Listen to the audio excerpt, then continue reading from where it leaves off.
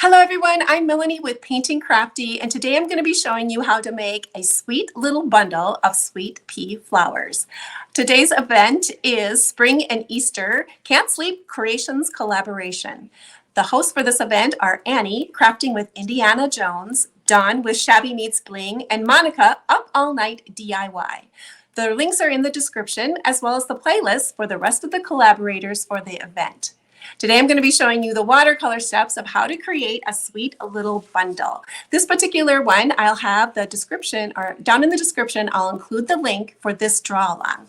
On my page, I like to do weekly draw alongs of showing the steps of how to draw, as well as do the watercolor steps. I throw in a little mixed media and some acrylic painting in there. So you'll want to come on in to my channel and see what I might have to offer. So today I'm going to be doing a watercolor step, and the set of watercolors I'm going to be using are the Paul Rubens set.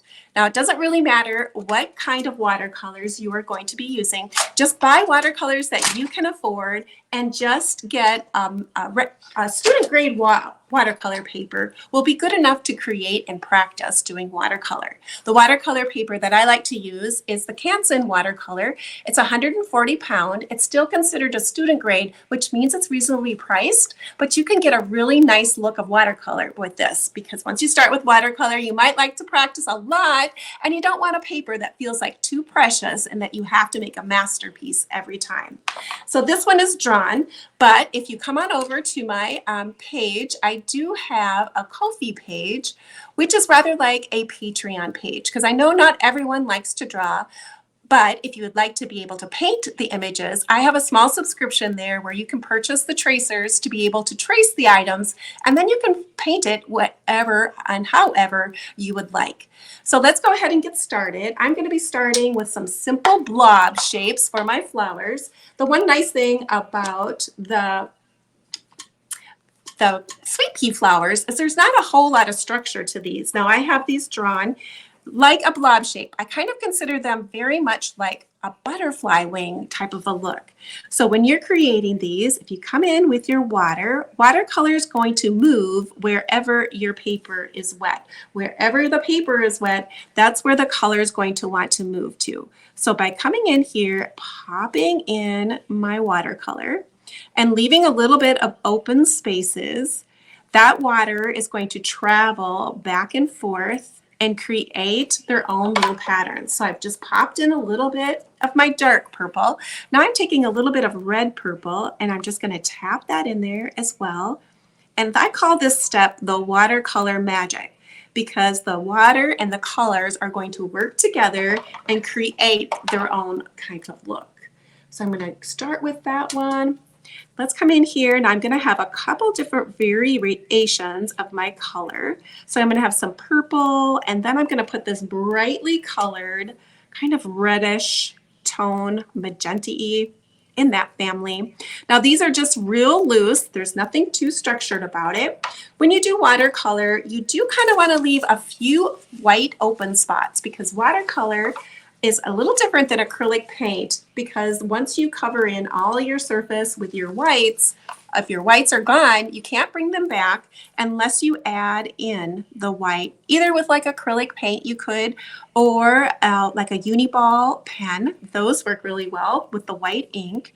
You can bring your color back that way, or the whites anyway, and then you can add a little bit of gouache. Gouache is kind of like a hybrid watercolor between acrylic and watercolor, which is a different material in itself. So we're just going to pop these colors in here. Tap, tap, tap. I'm adding the darkest colors in here. Watercolor is a little different than acrylic as well, because it's considered that you are painting the shadows is what you're painting. So when you do watercolor, you start with your lightest colors and then you work to your darkest colors. So let's take a little bit more of that purplish color. And this time I'm going to make it even lighter this time. And I'm going to throw in just a light wash of color. Now, if you get too much down right away and you get a big puddle, you can always dab your brush off onto a piece of paper towel and then push and pull your color. So you're going to push and pull your color. Now today's demonstration has a little bit of information on there, is what I'm giving you. But if you come over to my channel on my weekly draw-alongs, I give a lot more information about how to do the drawing process as well as the watercolor. And there we kind of just practice. It's a good opportunity. It's a fun community of beginners as well as seasoned drawing and watercolor people. But you don't ever have to be afraid to come on over and join us, because it's just a friendly group and we're all learning together. So let's go ahead and pop in a little bit more color here.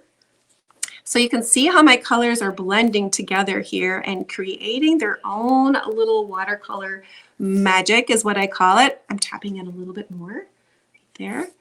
So weekly, when I do these little draw-alongs, I go anywhere from pretty, which I consider flowers and those types of drawings, to more whimsical style drawings is what I'd like to focus on. So there's a variety of things that you can draw. And then, like I said, I do have that Ko-fi page. So if you're not into drawing, but you still like to paint and come along, you can check that out and get a tracer to be able to join in the fun. So I'm going to take my green. Now I have a nice little kind of it's called hooker's green, which is really a nice shade of green. I'm going to water this down a little bit more. This one I'm going to call tea consistency, which means more water, less pigment. So I have it mixed to about tea consistency, and this is what I'm going to be using for my green. I'm going to give this a tap because I want to lighten it out just a little bit. You want to have variations in your color, so not everything is the same tone. You want to have some contrast. So I'm going to pick that up and add that in there like that. Now I'm going to work, if I were to go into here, because watercolor wants to travel wherever the water is, I need to give a chance for some of my bigger areas where they're more wet to dry, because if I come in and tap in my green right now, that purple is going to go right down into my green, which may not be a bad look. But if I don't want my colors to mix, I want to give it just a little chance to dry.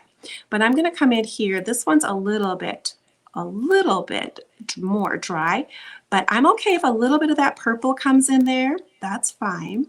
Now today I am using a watercolor brush. This is a Princeton brush. It's a Velvet Touch number 10. It is a watercolor brush, but you don't even need to have watercolor brushes to start out with. You can just use whatever you might have to begin the process. Now, I haven't been doing watercolor that long. I started actually, and when the big C started is when I started doing watercolor. And I actually started using markers, water-based markers. And the water-based markers I used were Crayola markers. So there was nothing fancy about the materials I was using. That's what I was using for my watercolor. And I was just using a very simple standard brush that I might use for acrylic painting. So don't let it stop you because you feel like you need to have special material for watercolor. You don't. You can get a simple start. I still recommend using that little grade of paper more so than just a standard, less expensive watercolor paper, because I know you can find watercolor paper at your dollar store. They have those available, but I do suggest using a little bit better grade of paper. It won't get as frustrated. You'll have more open time with a little bit more either size inside of your watercolor paper, or even just even a little bit more cotton. So that would be the difference between your less expensive paper and your more expensive paper. So I'm gonna go ahead and pick up a little bit more lighter green this time, and I'm gonna go ahead and throw in some of the little twirly parts. Now this one I'm actually using a watercolor brush, but it says it's an 8, but I don't think it is. I think it's a lot smaller than that, but it has a nice point. With doing these watercolor drawings, that's the most important thing. Let's see, I wanted to put you big and me small, which I forgot to do. Let's go ahead and put you in there the way I wanted you to. I'm always forgetting to do things. If you watch me, sometimes you're gonna go, oh gosh, did she forget to do things? Okay, so I'm using this smaller little, it's not really a liner, it's a detail brush is what it is. And I'm just going to pop in some of these lighter colors, and I'm just doing light strokes and loosening up my color, and with more water. So I have more water inside of there. So I added even more water than what would be considered tea consistency. It's got a lot less pigment and a lot more water. Now, watercolor also has the unique thing of that it dries lighter, which is just the opposite of what your acrylic paints are going to do. Your acrylic paints are going to dry just a little bit darker, but watercolor is just the opposite of that. So there are some things that you'll learn if you're just new to watercolor that might be different than if you're used to painting with acrylic paint. It may take a little bit of practice, but you know, now that I have started to do watercolor, more of it has become a favorite.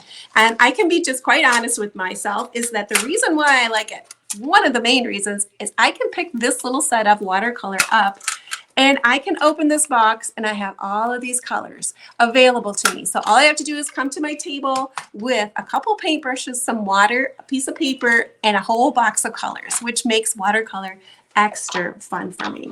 Now I do have this little banner here. I'm just going to pick up a little bit of like that washy purple color, and I'm going to go ahead and just go right over this color like so. And now this was a dry paper, and I'm adding this wet paint on here. And then I'm getting my box kind of rather wet in the middle with just plain water and spreading out my color. Now I'm going to go ahead and pick up a little bit more intense. Not a lot of water into this one now. So I have more paint, less water, and I'm just going to come on my edges and kind of tap a little bit of this color in, and I'm going to let that flow together. Now I'm rinsing out my brush real quick. I'm giving it a tap, and I'm going to pop even in some more water and let that do that little floating across the area. Now I'm going to let that dry before I do my lettering. I don't consider myself a lettering expert. I just like to do it. And it's one of those things where the more you practice, the better you're going to get. So I like to play along with that. Now I'm going to let my watercolor dry, and I'm going to show you how I added just a tiny bit of mixed media on my picture here. So I'm just going to use just this little glue stick. And I had used some deli papers to trace around my little sweet peas to create the shapes. And then I went ahead and fussy cut those shapes out, and I'm just going to lay these little papers right on here to create the hanging peas. Now I'm not real for sure if sweet peas actually have peas. If you know if sweet peas really do have peas, put it in the comments. I'd be curious to know if sweet peas do. I do love these little tiny flowers with their butterfly-like wings or petals that are on there. So they are super fun to paint and super easy to draw. There's not a lot of structure. So I'm just gluing these little tiny pieces on here. And then we're going to do a little bit of detail work. Whoops. We're going to do a little bit of detail work with my Micron pen. Micron pens are a permanent archival ink, so they're not going to run around they're not going to bleed out, bleed if you actually get water on them. So I like using those when I'm doing my pen and ink work with my watercolor. So let's just go ahead and tap that on there. I'm going to be using a #1 Micron pen to do the little detail work. So I'm just going to come in, and this is where I'm going to go.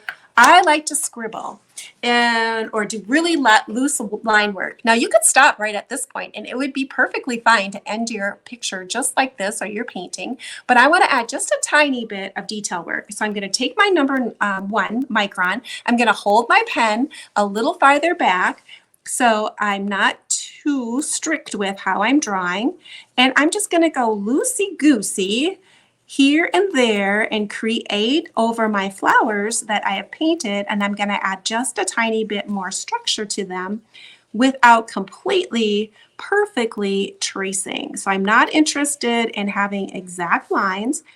Actually, the quicker you do this, the more loose you do this, the better look you're going to get. So you just hang on to your pen. I call it continuous, or it's called continuous line work is what it is. So put your pen down, don't pick it up until you've finished your flower, and you're going to have a continuous line look, which really kind of makes a very much a loose look and very fun and flowing, or at least I like it anyway. You could just keep it just the way it is. Like I said, you don't have to add anything more to it. It could be have finished with just the watercolor look. but I'm going to be adding a few of these details into my picture. This is rather like playing for me, this part of the picture or my painting. I like to do it. You can tell I'm even going past what I drew, and I'm not sticking exact with how I did it. Okay, so we have that part done. Now let's do a little bit, maybe just a tiny bit around these little extra little curly bits here. I wanted to add a few down here at the end of my peas and make this a little bit structured up here for my pea tops and my pea bottoms. So, and then add a little bit of cap work. Now, if you like to do gel pen work, or maybe you like to do colored pencils, this is a perfect opportunity to get those items out and try using them. So I have a nice little loose look. Now I like to use a little bit of, I'm going to use a little bit of gel pen work as well. So I'm going to go ahead and take, I have just these King Art markers. They have glitter in them. It's a great way to use glitter and not get it everywhere. So I'm just going to go ahead and take this one, and this is what I'm going to do my letter work in. So I like to do just freehand lettering, what I think makes it look good or okay and your eye is satisfied with it. It's just to change up the sizes and perhaps do some uppercase, some lowercase, and just mix it up, and then your eye is kind of rather happy with that design. Now I'm going to go ahead and just maybe do just a little bit of extra design around it. I like whimsical, so I'm not afraid to add a few little extra details and make it a little bit more fun. And it doesn't have to be perfect, and it doesn't have to look like mine either. So if you do one of these, you can travel over to my Facebook page, which is also Painting Crafty, and there will be a sign or an ad for this draw along there. And if you can pop your picture underneath there, if you draw one, I love to share other people's work because I'm a firm believer that you inspire other people as well. It does not have to look like mine to be good. It can look many different ways, and I think you inspire others as well. I'm just going to go ahead and take a little bit of that color, the purple. I'm going to really water it down, and I'm going to add a little bit of splitter splatter to the background just to add some interest. So I'm going to give this a tap, tap, tap. You want to really water down your paint so it's very much very much that tea consistency or even lighter, which looks great. And then let's see if I can find a little bit of, whoops, if I can find a little bit of marker, or not a marker, but because I do a lot of mixed media in the past, I have these Stabilo pencils, and Stabilios are water activated pencils, and they work magical as well. As you can tell, I think a lot of things are magical. Not only the watercolor, but some of the mixed media water soluble items are really fun to work with. So I just added a little bit of line work around my peas because I want to drop in a little bit of shadow. So I'm going to activate that pencil mark with a little bit of water to add a little bit of shadow to my items. So I'm going to just come in, and it's going to get this beautiful line work that the Stabilios actually create. I got a little bit more water there than what I wanted, so I'm just going to dry off my brush on my paper towel and add a little bit there. Let's go ahead and activate this one just so that they stand out just a little bit so we don't lose those in the background. Okay, it's looking great. I think it looks beautiful. So that is a simple little sweet pea bundle of flowers. Again, if you would like to come on over to my page, if you're new to me and you would like to come over to my channel, I'd sure love to have you, and it would be fun to see you come along and draw with me. I always go live on Tuesdays and Thursdays, and you're always welcome to come over.